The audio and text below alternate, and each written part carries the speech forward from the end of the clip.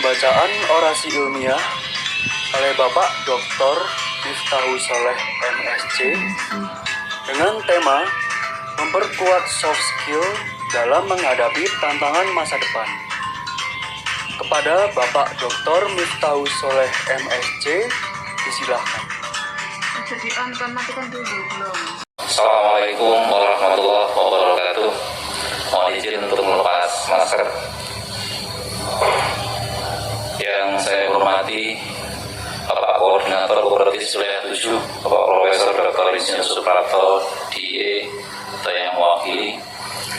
Yang saya hormati Ketua Yayasan Nata Teknika Malang serta jajarannya.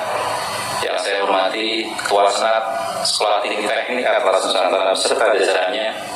Seluruh sivitas akademika Sekolah Tinggi Teknik Atlas Nusantara, para orang tua, wali mahasiswa, dan para tamu undangan yang sangat kami hormati, para wisudawan dan wisudawati yang berbahagia.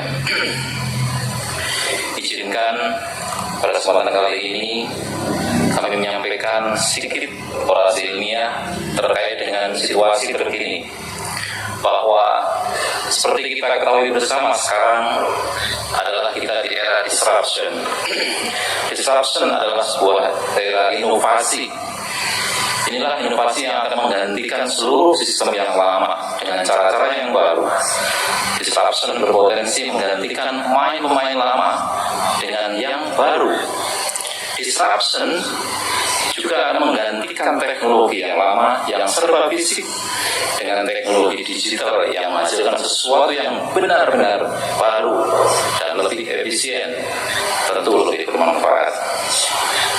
Disrupsi atau disruption adalah sebuah era terjadinya inovasi dan perubahan besar-besaran, bukan sekedar inovasi, tapi perubahan besar-besaran yang secara fundamental yang mengubah semua sistem, tatanan, dan landscape yang ada ke cara-cara yang baru. Akibatnya, pemain yang masih menggunakan cara dan sistem lama akan menjadi kalah bersaing. Dan hampir di semua bidang di sekitar kehidupan kita mengalami disrupsi.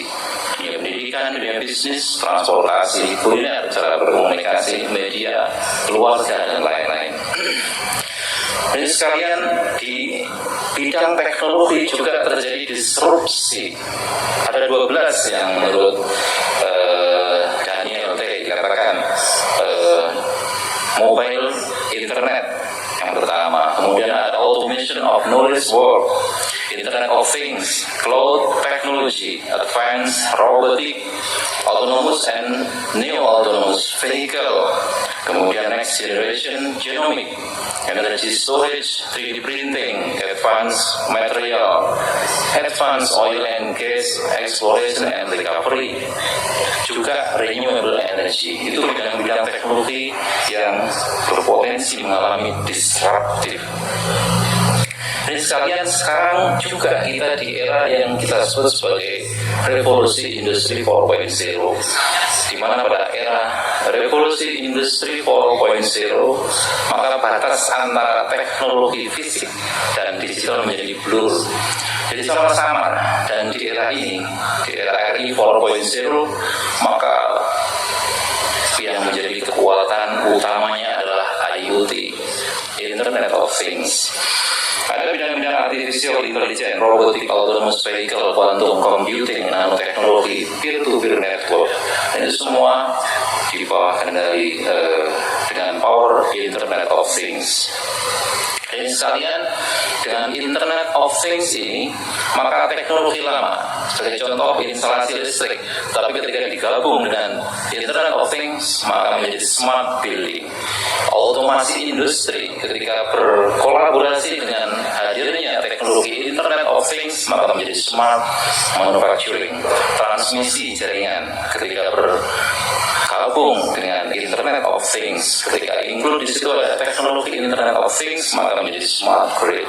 Semuanya menjadi smart dengan hadirnya Internet of Things. Bayangkan listrik yang dulu semua kita kendalikan secara fisik, lampu kita matikan, kita hidupkan dengan saklar secara fisik. Kemudian motor juga demikian kita hidupkan, bel konveyor kita hidupkan secara fisik dengan saklar dan seterusnya. Tapi dengan hadirnya Internet of Things, semua orang sekarang di tangannya ada HP, maka dengan HP itu kita bisa melakukan controlling sekaligus monitoring terhadap semua yang bisa kita kontrol. Lampu bisa kita hidupkan, bisa kita matikan dari tempat dimanapun kita berada. Industri demikian, ada konveyor, ada motor-motor yang merupakan tenaga utama di sana, bisa kita kontrol dengan Internet of Things melalui HP dari manapun tempat kita berada.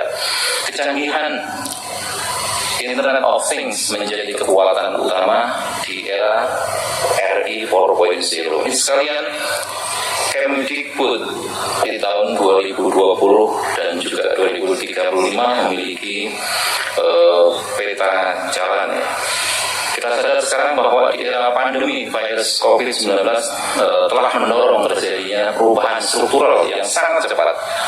Kita pendidikan antara lain bahwa semua pihak harus melaksanakan pembelajaran jarak jauh. Di dunia kerja misalnya, maka harus mempercepat akses digital di semua industri. Tekanan lebih besar untuk memperbaharui keterampilan, misalnya dengan cyber security. Di lain sisi, maka cara bekerja pada masa depan akan jauh berbeda jika dibandingkan dengan hari ini. Secara struktural munculnya jenis pekerjaan baru, bahwa struktur organisasi, perusahaan, dan tipe pekerjaan baru banyak sekali bermunculan untuk mengakomodasi manusia dan teknologi yang sangat berubah secara cepat. Tenaga kerja multi generasi dan beragam. Baru di kali inilah, di era inilah dalam sejarah 5 generasi bekerja bersamaan dan meningkatnya kesadaran akan keragaman, keberagaman di tempat kerja. Kemudian tidak dibatasi struktur dan tempat, bahwa pekerjaan dapat dilakukan di mana saja dan dengan waktu yang fleksibel. Rasio pekerja tidak tetap meningkat, freelancer. Otonomi pekerja, di bidang otonomi pekerja, maka karir ditentukan oleh pekerja itu sendiri, bukan oleh perusahaan. Pekerja memiliki kontrol yang lebih besar akan perjalanan karirnya. Kemudian di bidang pemberdayaan teknologi, adanya digitalisasi dan otomatisasi, maka teknologi akan menyederhanakan pekerjaan sehari-hari dan menghubungkan pekerja dengan efisiensi. Akses dan pengolahan data semakin masif, tetapi bahwa data memberikan pemahaman lebih baik tentang perilaku dan kualitas dari pekerja itu sendiri. Jadi sekalian, di era ini juga ada tren bahwa kemampuan memecahkan masalah kognitif dan sosial ini akan menjadi semakin penting. Kebutuhan keterampilan fisik akan semakin berkurang. Bisa kita lihat di slide ya, bahwa keterampilan yang paling tinggi, yang paling dominan adalah keterampilan tentang pemecahan masalah. Ada 36% paling tinggi kebutuhannya di masa mendatang, di masa di era ini. Kemudian kemampuan untuk keterampilan bersosial, kompetensi sosial. Kemudian keterampilan proses dan juga kompetensi sistem. Ini adalah keterampilan-keterampilan yang akan paling dicari sebagai keterampilan inti di tempat kerja pada masa mendatang. Kebanyakan pekerja akan mengalami perubahan dalam keterampilan. Bisa kita lihat seperti yang ada di slide tentang gradasi atau kebutuhan yang terus meningkat. Ada di urutan paling atas yang berwarna kuning, 36% pemecahan masalah, kemudian ada di posisi 19% kemampuan sosial, proses, dan kemudian diikuti dengan keterampilan sistem. Itulah keterampilan yang di masa mendatang akan menjadi sangat dicari. Ini sekalian, Dari itu semua, maka kita melihat bahwa ada perhatian yang sangat serius untuk membangun sisi soft skill. Apa itu soft skill? Soft skill adalah kombinasi dari keterampilan individu, keterampilan sosial, keterampilan komunikasi, karakter atau ciri kepribadian, sikap, pola pikir, atribut, karir, kecerdasan sosial, dan juga kecerdasan emosional. Di sisi lain ada hard skill, yaitu apa yang kita pelajari sehari-hari di kampus sehingga berujung pada diperolehnya ijazah. Contoh soft skill dan sekalian seperti yang ada di slide, yaitu kemampuan berkomunikasi, kemampuan berpikir kritis, kepemimpinan, perilaku baik, bekerja dalam tim, etos kerja. Itulah beberapa contoh soft skill yang harus dikembangkan, yang harus diberikan bekal kepada para mahasiswa untuk menghadapi menyongsong era revolusi industri 4.0. Keterampilan masa depan di era revolusi industri 4.0 antara lain di bidang transportasi, drone operating, di bidang chemical ada interface design, agro farming dan ekologi ada agrobiotech, ada digital farming. Di bidang IT and digital technology ada banyak, ada quantum technology, mobile application and development, ada augmented and virtual reality, ada blockchain technologies, ada machine learning and big data, Internet of Things. Kemudian di bidang manufaktur dan engineering technology ada smart factory, digital welding, industry 4.0, ada industrial robotic, life cycle management, 3D prototyping, ada composite technology, industrial design, reverse engineering, non-destructive testing, engineering design, ada mineral synthesis and processing. Dan di bidang creative art and design ada digital fashion designer. Sementara di bidang energi ada smart grid. Ini beberapa keterampilan di masa depan yang akan bermunculan. Nah, oleh karenanya di testimoni dari para eduka mitra kita menyatakan bahwa untuk kriteria seleksi para lulusan yang akan menjadi pegawai ya akan kerja di eduka kita, maka ternyata indeks prestasi bukan merupakan kriteria yang paling tinggi. Bahkan di slide ini menjadi urutan yang ke-17. Sementara di urutan-urutan yang paling atas ada kemampuan komunikasi, kejujuran, integritas, ada kemampuan bekerja sama, kemampuan interpersonal, beretika dan seterusnya. Ini semuanya adalah merupakan soft skill dan sekalian. Nah, di slide berikutnya kita bisa melihat bahwa complex problem solving merupakan skill yang paling dibutuhkan di masa mendatang, yaitu kemampuan untuk memecahkan masalah yang asing dan belum diketahui solusinya di dalam dunia nyata. Kemudian social skill, kemampuan untuk melakukan koordinasi, negosiasi, persuasi, mentoring, kepekaan dalam memberikan bantuan hingga emotional intelligence. Di urutan berikutnya adalah proses skill, kemampuan terdiri dari active listening, logical thinking, dan monitoring self and the others. Ini adalah kemampuan atau skill yang dibutuhkan di urutan berikutnya. Di urutan yang keempat ada system skill, kemampuan untuk dapat melakukan judgment dan keputusan dengan pertimbangan cost benefit, serta kemampuan untuk mengetahui bagaimana sebuah sistem dibuat dan dijalankan. Dan di urutan yang berikutnya cognitive abilities, itu skill yang terdiri antara lain cognitive flexibility, creativity, logical reasoning, problem sensitivity, mathematical reasoning, dan visualization. Ini sekalian, di slide yang lain kita bisa melihat bahwa urutan skill atau keterampilan di industri masa depan adalah cognitive abilities, system skill, complex problem solving, content skill, process skill. Semuanya adalah merupakan soft skill yang sebelumnya belum pernah muncul, ya, belum pernah dibutuhkan. Tapi sekarang di era ini menjadi urutan yang paling atas, paling dibutuhkan. Baru kemudian di bawah ada technical skill di urutan-urutan yang berikutnya. Ya. Dan sekalian, seperti yang sering kita dengar bahwa skill abad 21 juga sering kita pahami sebagai 4C, yaitu critical thinking, collaboration, communication, and creativity. Ini menjadi kompetensi yang sangat dibutuhkan di abad ke-21. Ada soft skill Ada juga yang berikutnya life skill. Menurut WHO bahwa life skill adalah kemampuan keberanian kita untuk menghadapi berbagai masalah dalam hidup. Ini juga menjadi skill yang sangat dibutuhkan. Berikutnya, sebagai contoh, mengenal diri sendiri, empati, berpikir kritis, berpikir kreatif, mengambil keputusan, memecahkan masalah, keterampilan relasi interpersonal, keterampilan berkomunikasi yang efektif, mengatasi rasa stres, mengelola emosi. Ini adalah jenis-jenis skill yang termasuk dalam kategori life skill.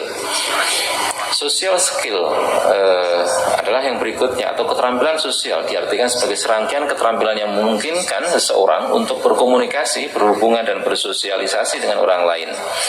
Social skill mencakup bentuk komunikasi verbal maupun non-verbal.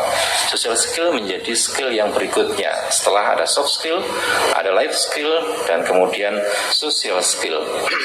Nah, jadi sekalian, ternyata bahwa yang sangat dibutuhkan oleh generasi milenial yang lebih dominan adalah life skill dan social skill.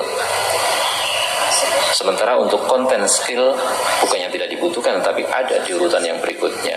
Sehingga yang menonjol, yang muncul di abad 21 di era RI 4.0 adalah keterampilan-keterampilan, kompetensi-kompetensi, berpikir kritis, berpikir kreatif, berkomunikasi, kolaborasi, dan juga bernegosiasi. Itu yang notabene lebih dibutuhkan.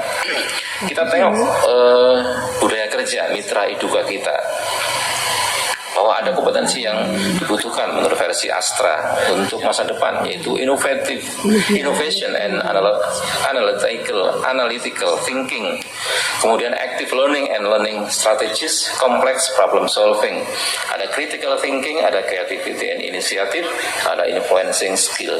Itu skill-skill yang dibutuhkan versi mitra iduka di Astra. Ya sekalian, di akhir dari pembicaraan dari speech kita kali ini, orasi ilmiah kita kali ini adalah bahwa menghadapi tantangan masa depan, maka soft skill, life skill, dan social skill hendaknya lebih untuk diperhatikan, lebih diprioritaskan ketimbang hard skill. Passion dan kemerdekaan belajar dapat direalisasikan dengan kebebasan memilih mata kuliah pilihan dan juga belajar di luar program studi 3 semester. Pengembangan minat dan bakat menjadi penting untuk menumbuhkan semangat belajar sesuai dengan visi masing-masing, dan pembelajaran sistem blok testimoni lebih menumbuhkan semangat belajar karena ketercapaian penguasaan kompetensi menjadi lebih terukur. Itulah yang bisa kita sampaikan, dan pada akhirnya kita akan mengatakan bahwa lulusan dengan predikat sarjana teknik atau engineer dengan kemampuan daya analisis yang mumpuni di satu sisi, yaitu penguasaan terhadap soft skill, dan penguasaan skill di bidang teknologi di sisi yang lain, yaitu penguasaan hard skill, menjadi profil masa depan SDM Indonesia untuk ikut mewarnai dunia. Oleh karenanya spirit dan moto kita adalah mastery skill to change the world. Hadirin yang berbahagia, akhirnya kepada semua pihak yang telah berjuang bersama STAR, bersama Sekolah Tinggi Teknik Atlas Nusantara menyiapkan para lulusan menjadi engineer yang berdaya saing tinggi, disampaikan terima kasih yang tak terhingga. Kami sampaikan selamat kepada para wisudawan, wisudawati Sekolah Tinggi Teknik Atlas Nusantara Malang. Sukses untuk masa depan Anda, dan selamat berkarya dan mengabdi kepada nusa dan bangsa. Billahi taufiq wal hidayah. Wassalamualaikum warahmatullahi wabarakatuh.